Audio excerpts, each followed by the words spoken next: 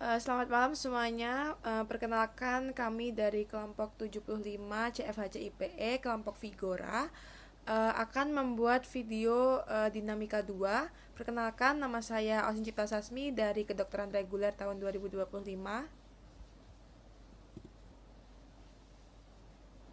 Perkenalkan, nama aku Azril Handin Pitupulu dari PDREK 2025. Dan perkenalkan, nama aku Kurniawi Mistika Sarasati, bisa dibantu Wina dari Prodi Kedokteran IUP 2025. Perkenalkan, nama saya Ashifah Rahmajona, saya dari Prodi Ilmu Keperawatan 2025. Dan nama saya Hasna Fatin Fauzia dari Prodi Gizi Kesehatan 2025. Nah, sebelumnya kita akan menjelaskan dari nilai-nilai dan prinsip IPE. Yang pertama yaitu kolaborasi dan kerjasama, menghargai dan mendengarkan semua anggota tim, dan bekerja sama untuk tujuan pembelajaran yang sama. Selanjutnya yang kedua ada komunikasi terbuka. Nah, di komunikasi terbuka ini maksudnya setiap anggota ini harus bisa saling terbuka dan juga jujur saat menyampaikan informasi atau pendapat. Nah, jadi misalnya antara dokter, perawat, dan ahli gizi, semuanya ini tuh harus berani ngomong gitu, apa yang mereka tahu atau mereka temukan tentang kondisi pasien dan juga keluarga mitra. Nah, tujuannya biar semua profesi ini tuh punya pemahaman yang sama dan nggak ada informasi yang terlewat. Nah, selain itu komunikasi terbuka ini juga harus dua arah. Maksudnya tuh bukan hanya satu orang saja yang ngomong gitu, tapi semua anggota juga perlu aktif itu untuk memberikan pendapatnya. Nah, kita juga harus menghargai pendapat yang berbeda.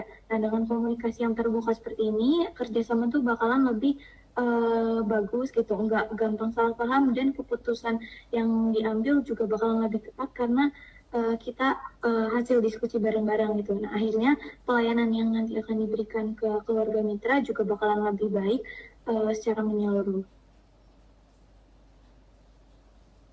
Oke, untuk yang nilai ketiga yaitu salam hormat dan toleransi dapat berupa menghargai perbedaan pendapat dan latar belakang, serta menunjukkan rasa hormat satu sama lain.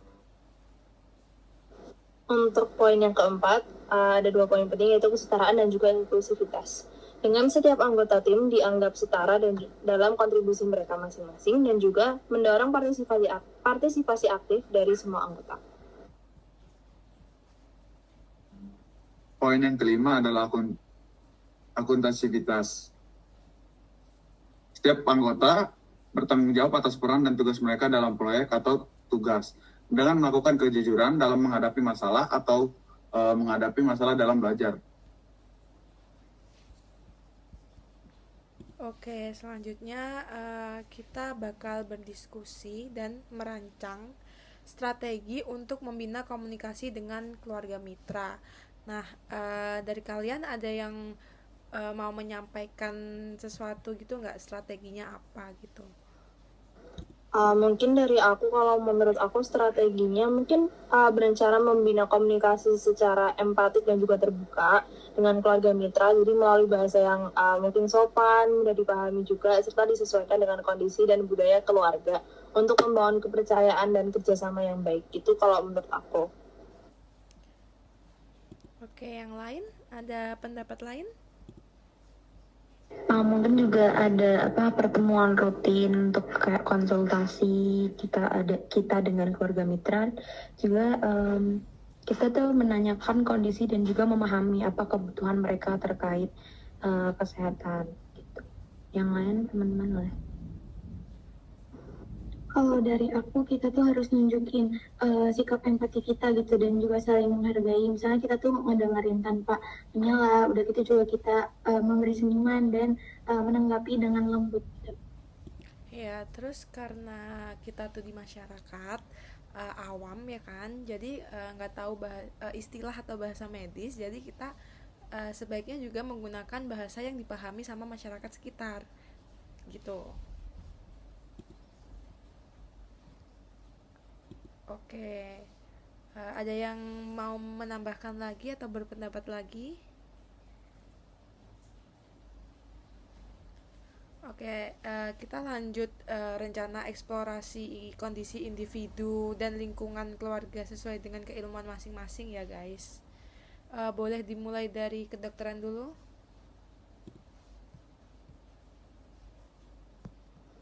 Dari kedokteran ada berupa perencanaan secara individu.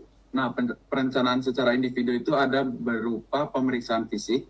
Pemeriksaan fisik pada setiap individu yang ada di keluarga.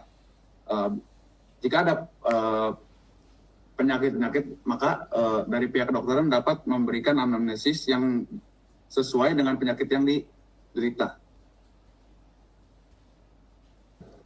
Bisa dari itu juga, selain itu juga sebagai mahasiswa kedokteran juga bisa fokus mengeksplorasi kondisi kesehatan secara individu seperti keluhan utama, riwayat penyakit, gaya hidup, dan juga akses pelayanan kesehatan.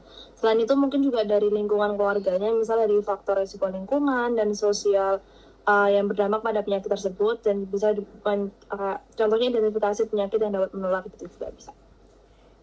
Ya, selain itu kita juga bisa memberikan rujukan kepada keluarga mitra tersebut untuk penanganan yang lebih lanjut jika dibutuhkan gitu. Boleh next ke perawatan? Oke, nanti dari saya di prosesnya saya tuh bakal merhatiin kayak kebersihan sama kerapian rumah, kayak kondisi ventilasi, pencahayaan, sama sanitasinya tuh kayak gimana sih. Nah, nanti juga saya bakal nilai pola aktivitas sama waktu istirahat anggota keluarga. Nah, keluarga mitra, mereka tuh punya waktu yang cukup nggak buat istirahat atau justru malah kelelahan gitu karena rutinitas seharian. Udah gitu, saya juga bakal menggali bagaimana hubungan antar anggota keluarga, apakah mereka tuh saling mendukung, udah gitu komunikasinya juga baik atau enggak, dan atau justru sering ada tekanan gitu atau konflik.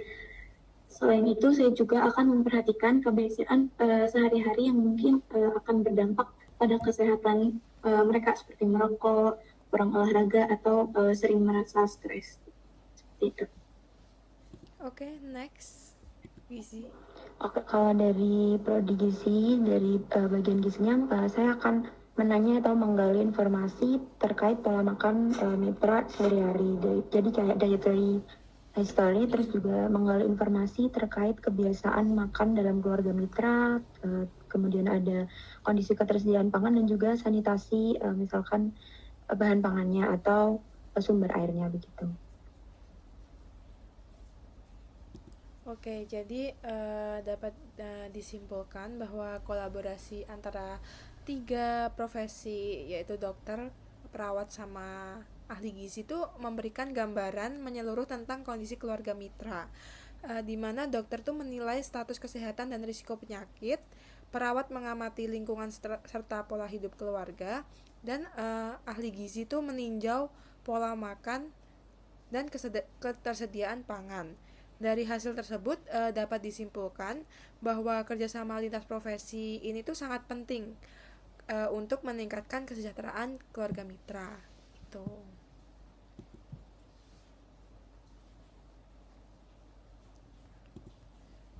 Oke, sekian video dari kelompok kami. Terima kasih. Wassalamualaikum warahmatullahi wabarakatuh.